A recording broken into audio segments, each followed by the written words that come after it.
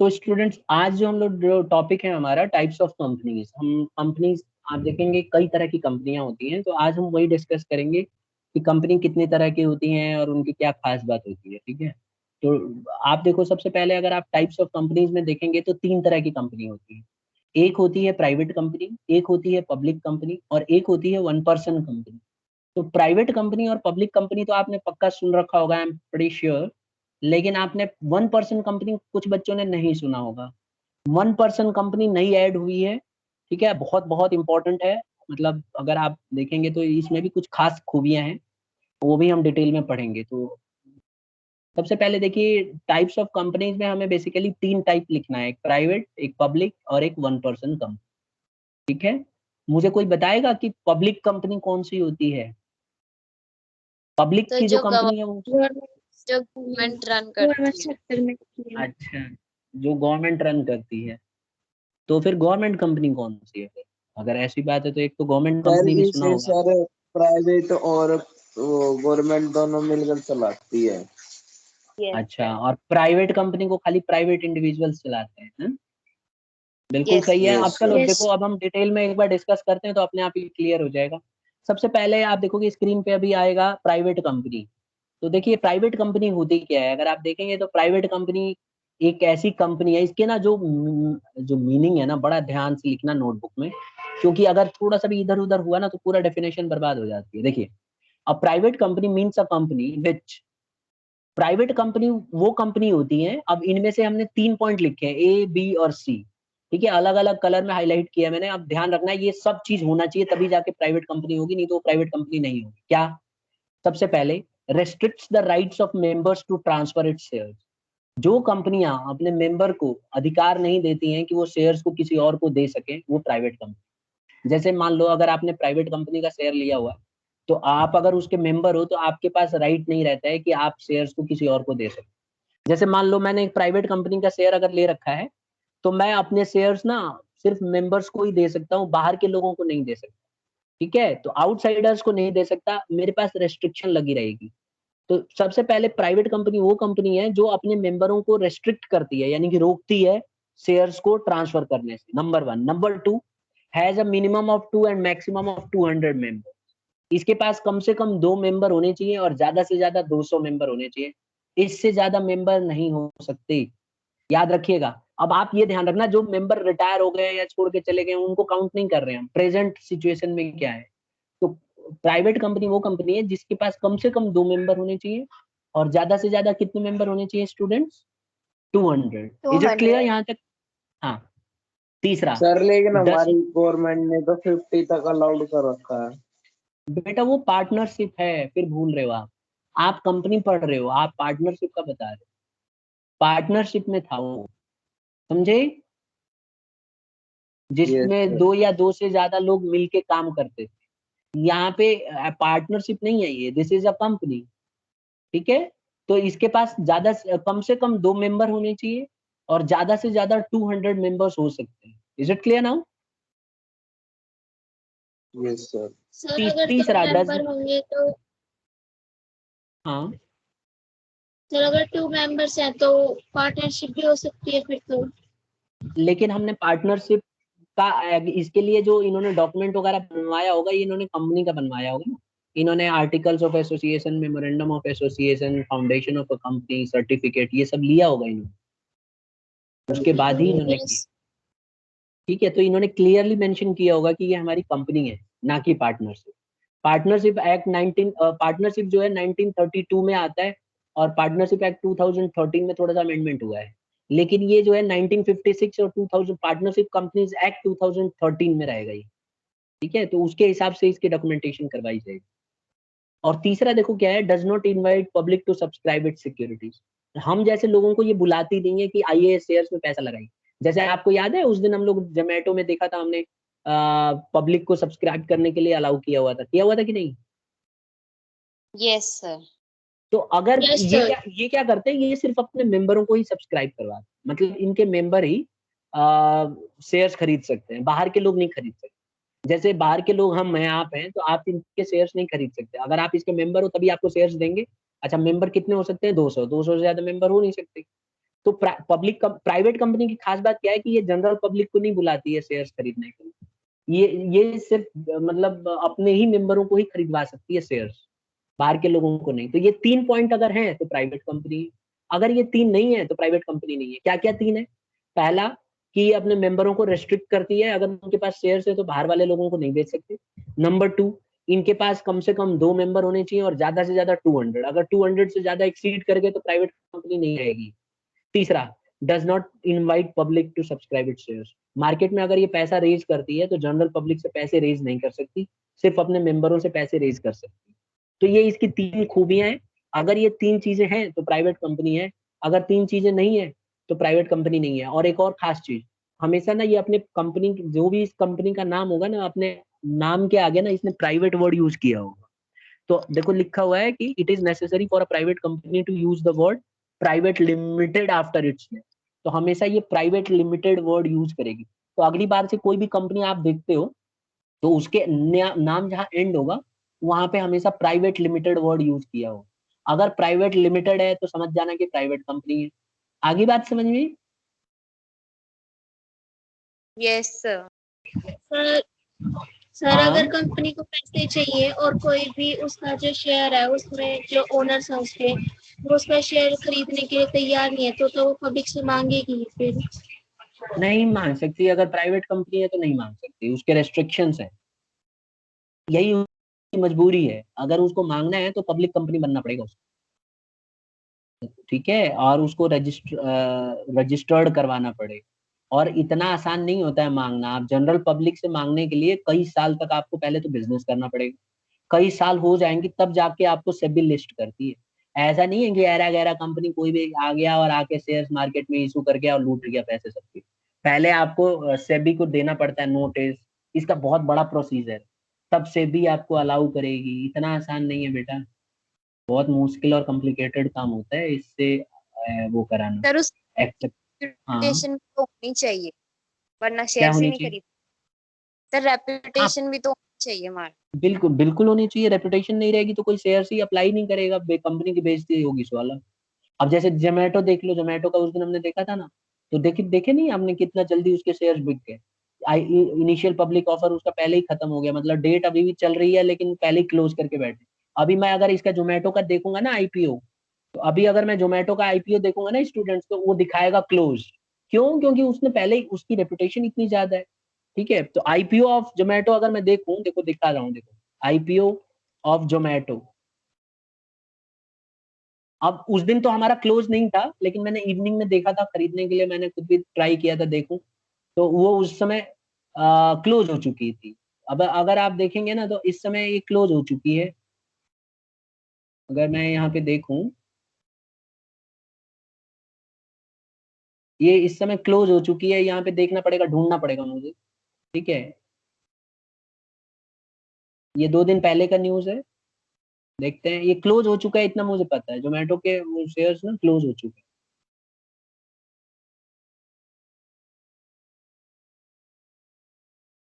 ठीक है, अब यहाँ पे तो नहीं दिख रहा है, वो मुझे साइट खोलनी पड़ेगी उसकी सेबी की, अब उसमें टाइम लगेगा। आप इसी को पहले समझना। यहाँ तक क्लियर है सबको? आप देख लेना नेट पे सर्च करके, उसके आईपीओ क्लोज सर हो चुके हैं। 16 डेट हो गए थे, क्या? 16 को हो गए थे क्लोज। हाँ, टाइम से पहले ही क्लोज हो गए क्योंकि बहुत ज्यादा डिमांड आ गई। तो प्राइवेट कंपनी, आई होप सबको समझ में आ गया है। ठीक है, अब हम आगे बढ़ सकते हैं नेक्स्ट में पब्लिक कंपनी। पब्लिक कंपनी क्या है, कौन बताएगा, कौन ट्राई मारेगा?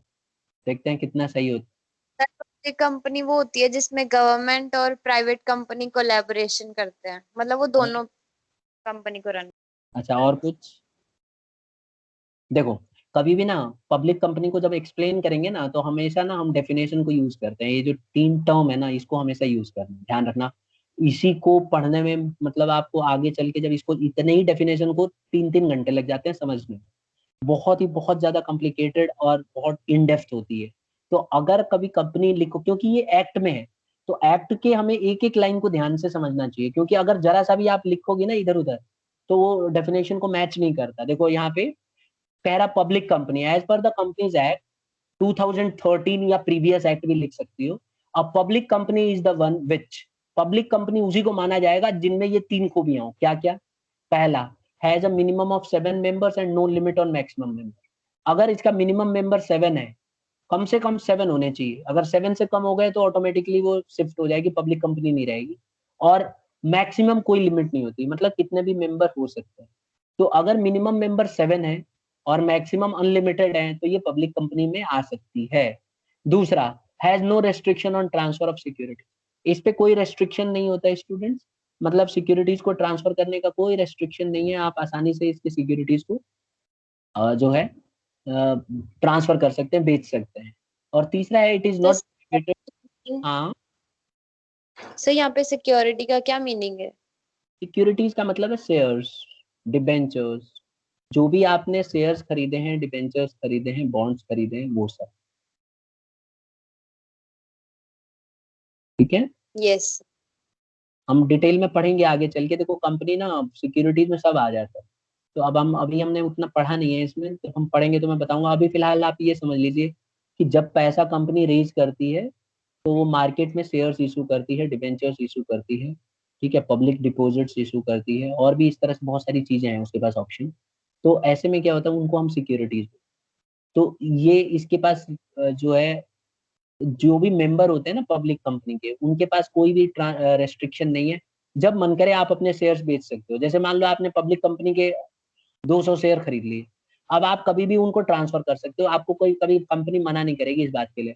जब मन करता है, सुबह शाम रात को, जैसे भी आप जब मन करे आप शेयर बेचना चाहते हो, आप बेच सकते हो। ठीक है, अपने जो एजेंट होते हैं इसके, वो अगर आपने एजेंट के थ्रू खरीदा है तो आप उसको बिकवा सकते हो। ऑनलाइन आजकल रहता है, तो आज बहुत आसान है।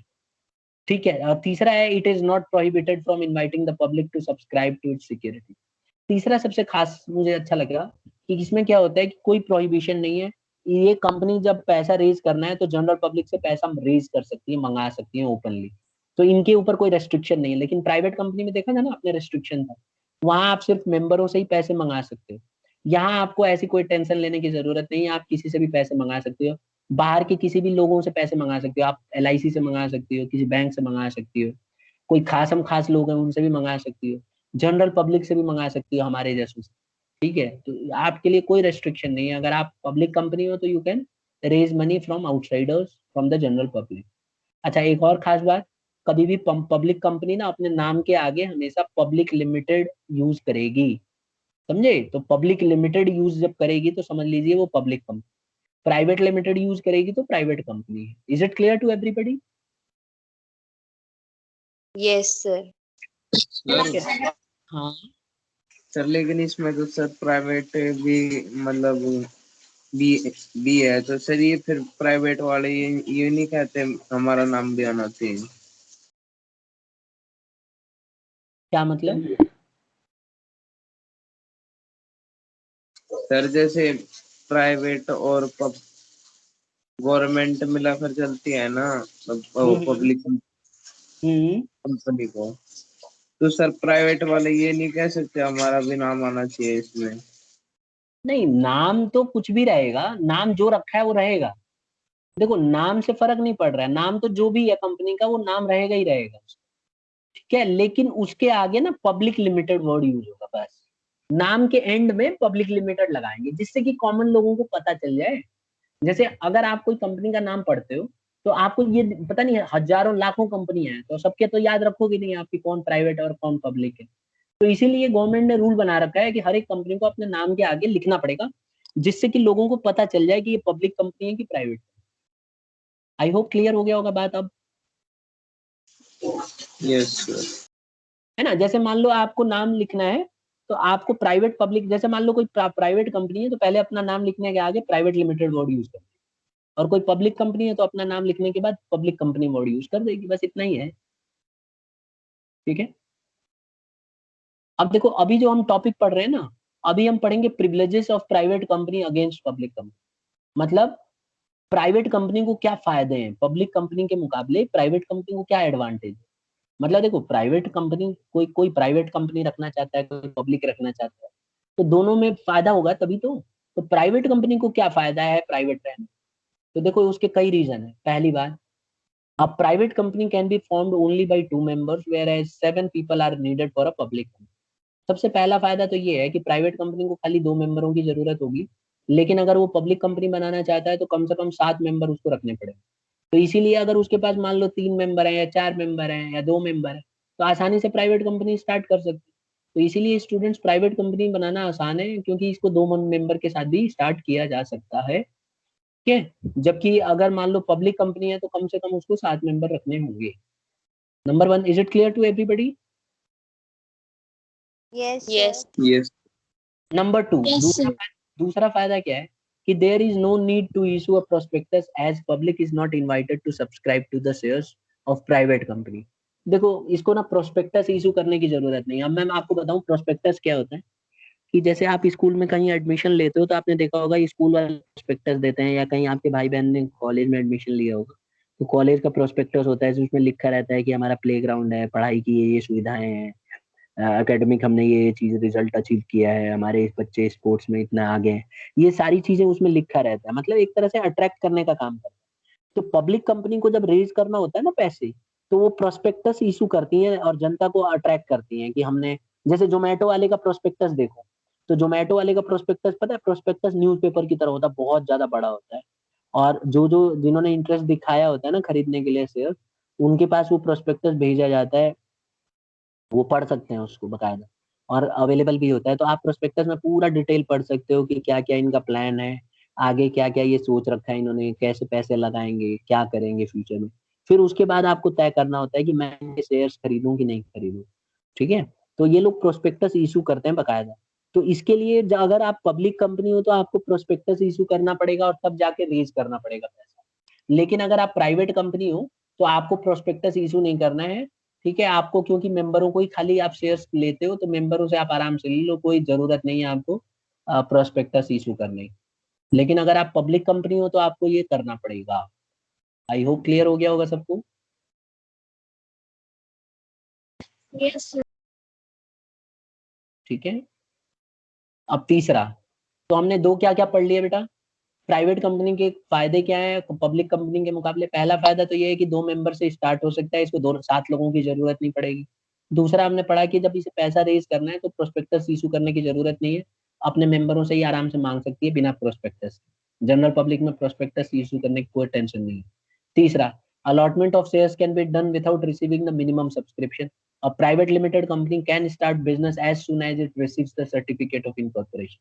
देखो ये भी बहुत मतलब आगे चल के हम इसको डिस्कस करेंगे डिटेल में, अभी बस इतना समझ लीजिए कि जब भी कोई कंपनी, पब्लिक कंपनी का बता रहा हूँ, जब भी कोई पब्लिक कंपनी जनता से रेज करती है ना पैसे, तो जितना उसने पैसा मंगाया है, याद है उस दिन जोमेटो ने कितना रेज करने का वो रखा हुआ था, बताओ, देखता हूँ किसकी मेमोरी सही है। 74 to 76, ना वो तो 72 शेयर्स, to 76. नहीं वो तो आप शेयर्स के रेट बता रही हो, मैं ये कह रहा हूँ कितना हजार करोड़ उसने मंगाया था लोगों से, याद है?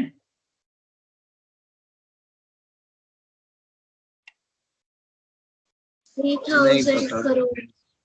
हैं पक्का? शायद 3,000 crore था। सर शायद 3.28.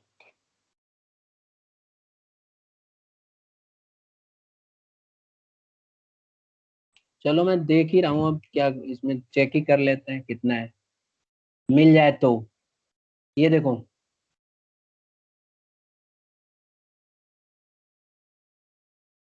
दिख रहा है?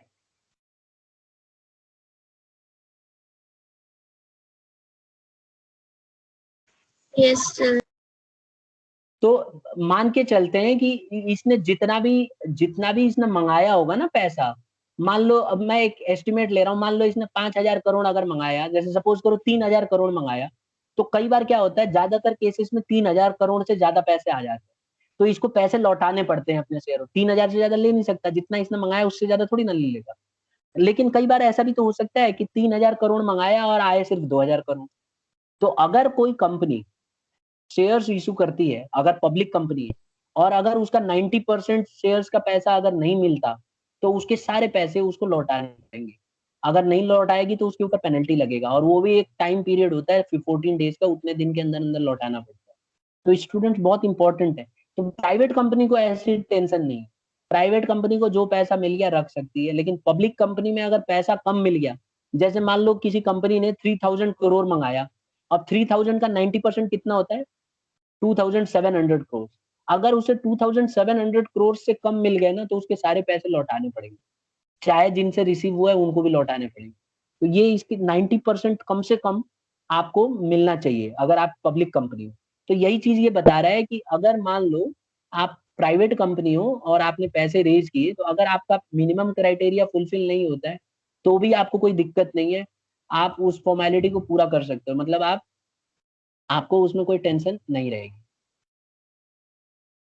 Is it clear to everybody? Yes sir. तो अगर आप प्राइवेट कंपनी हो और आपने शेयर्स रेज करना है, तो आप आसानी से शेयर्स को रेज कर सकते हैं बिना ये फिक्र किए कि हमारे पैसे सारे मिलेंगे कि नहीं मिलेंगे। ठीक है,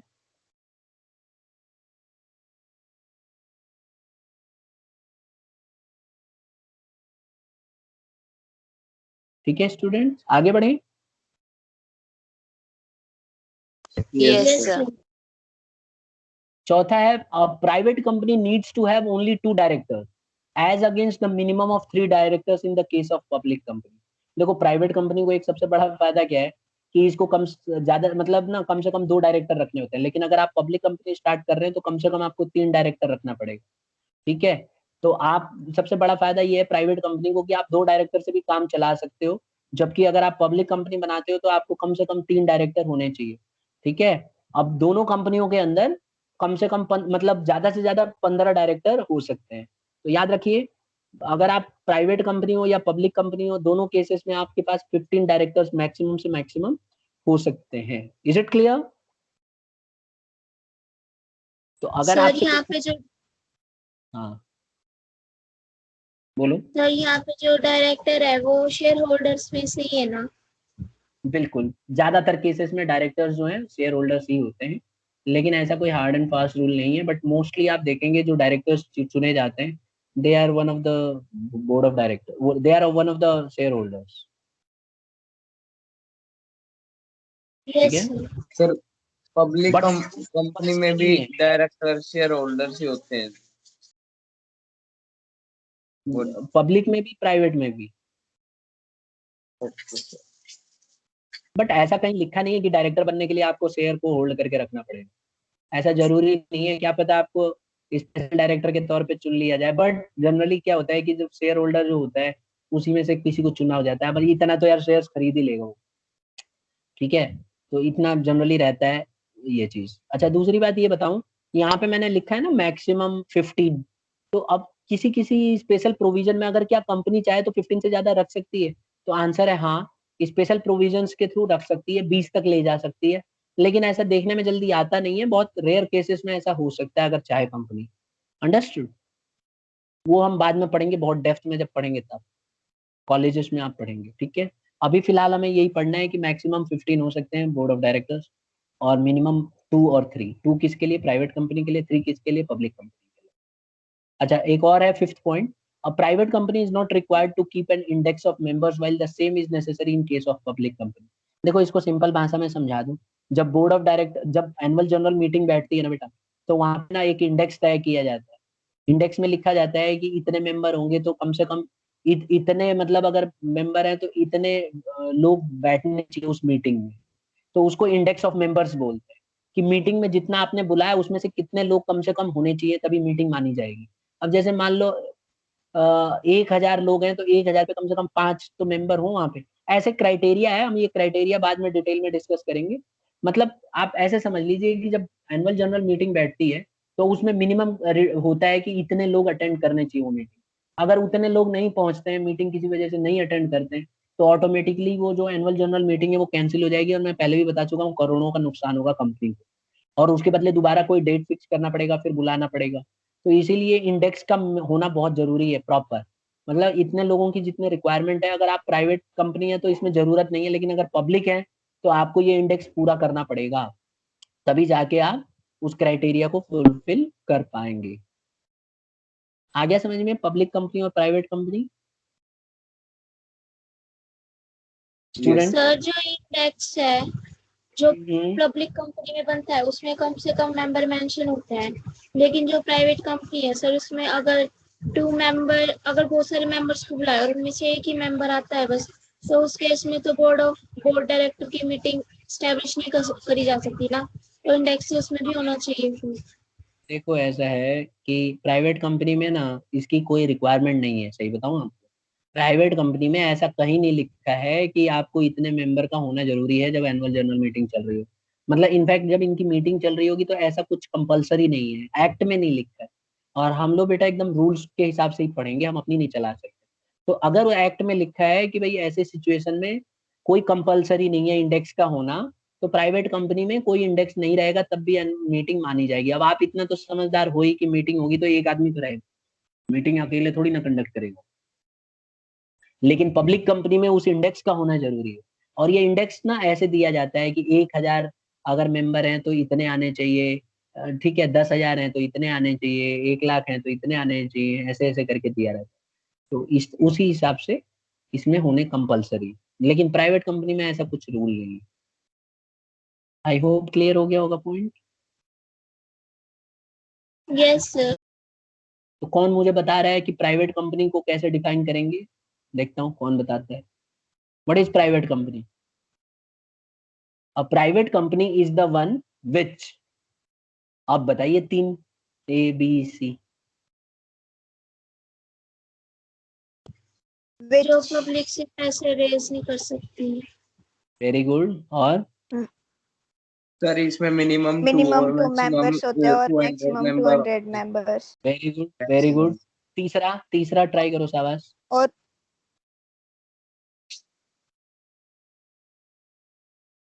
हम्म और अपने ये राइट्स सर ये अपने शेयर्स को ट्रांसफर करने का ये राइट नहीं होता। अपने शेयर्स को ट्रांसफर करने का राइट नहीं होता पब्लिक में, ये अपने अपने शेयर्स को डायरेक्टर्स सर भी शेयर कर जनरली सकते हैं। हाँ, आपस में मेंबर को पब्लिक ट्रांसफर कर शेयर सकते हैं करते लेकिन हैं। आउटसाइडर को ट्रांसफर नहीं कर सकते।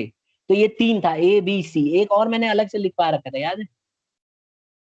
हालांकि वो सर मीनिंग में प्राइवेट नहीं। कंपनी कंपनी के नाम के आगे प्राइवेट लिमिटेड प्राइवेट लिमिटेड होना चाहिए। लगाएगी। अच्छा, तो इसका मतलब बड़ा ध्यान दे रहे हो तुम, ठीक है। और पब्लिक कंपनी कौन बता रहा है? हैंड रेज करो जरा। अब तो कॉन्फिडेंस आ गया होगा बाकी बच्चों में भी। हाँ, चलो, वंश ने हैंड रेज किया है सबसे पहले। वंश बताइए बेटा। सर पब्लिक कंपनी में सर मिनिमम 7 मेंबर होने चाहिए और मैक्सिमम तो अनलिमिटेड है। और ये सर हम अपने शेयर्स को ट्रांसफर कर सकते हैं दूसरे मेंबर को भी। 2 पॉइंट हो।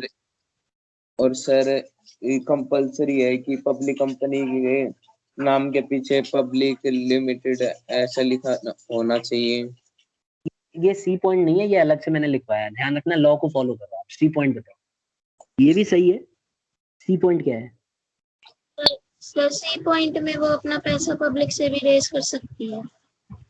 ठीक है, ठीक है, अपना पैसा पब्लिक से भी रेज कर सकती है। मिनिमम 7 मेंबर्स डायरेक्टर होते हैं। मिनिमम ठीक है। 7 ये मेंबर। ये जो हमने डेफिनेशन लिखा है ना बेटा, वही 3 बस लिखना है।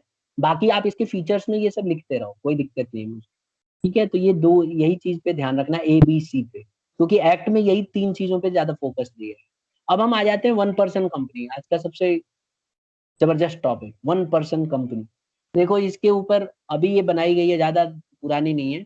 1% company means a company with only 1% as its member. 1% company एक ऐसी कंपनी होती है जिसमें सिर्फ एक ही मेंबर होता है, बस। Section 3 part 1 of Indian companies act 2013 में इसको बनाया गया है। और 2013 से पहले ये नहीं थी।